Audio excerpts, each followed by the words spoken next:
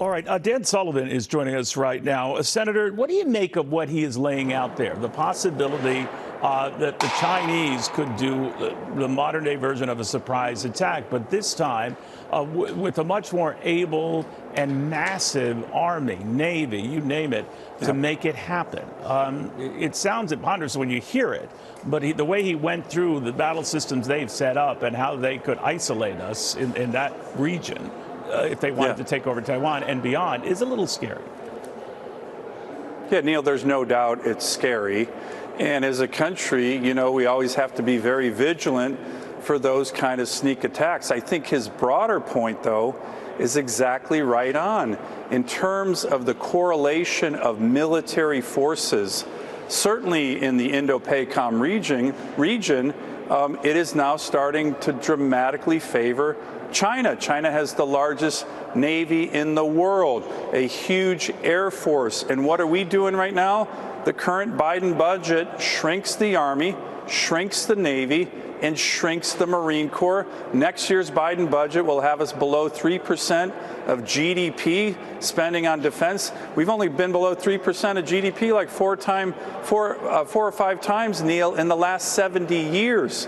So we're going in the wrong direction. China is undertaking the largest peacetime military buildup in history, and we're cutting our forces. It's a huge challenge. You know, they have done things in a technology sense, Senator, that we could never have envisioned. They have the ability right now to knock out a lot of our satellites.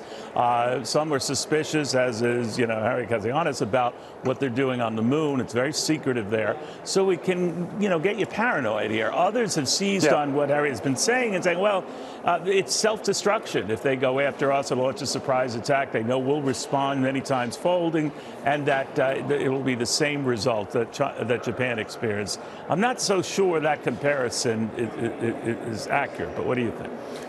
Well, here's the bigger issue that's the good news. In terms of major strategic advantages over our adversaries, be it Russia or China, we still have great strategic advantages. What are they? We still have an incredibly professional, lethal military. We have energy resources and natural resources that Xi Jinping dreams of. We have an incredible network of allies that are a huge source of American strength. We have a very dynamic economy, and we have this, Neil, a commitment to liberty and democracy. Now, that might sound quaint, but as you know, Xi Jinping and Putin and the Ayatollahs in Iran, they fear their own people.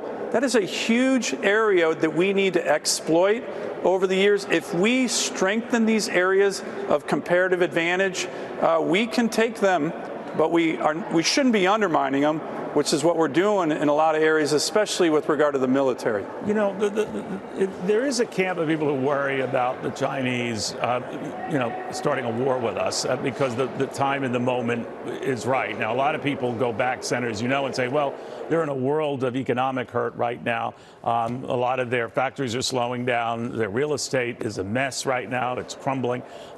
So we sort of take, you know, comfort in that, saying, well, they're too messed up to do anything like that. Is that dangerous? Oh, you look at history, and you know this, Neil. When dictators are having problems at home, they often divert attention by creating overseas invasions, by invading their neighbors. So there's a long history of when things aren't going bad at home, that they take it out on their neighbors. So I think we need to be very vigilant, especially now. You know, Xi Jinping has stated he wants to be ready to invade Taiwan by 2027. And so vigilance now is critical. And by the way, the best way to have deterrence in the Taiwan Strait is to be strong, not weak. Weakness will encourage certainly more adventurism from the Chinese. Yeah, and when you assume timing is not right, it was the Japanese ambassador to the United States that was meeting in Washington with his counterparts only days before the December 7th attack. So you don't take comfort in that either. Senator, very good seeing you again. Thank you very much.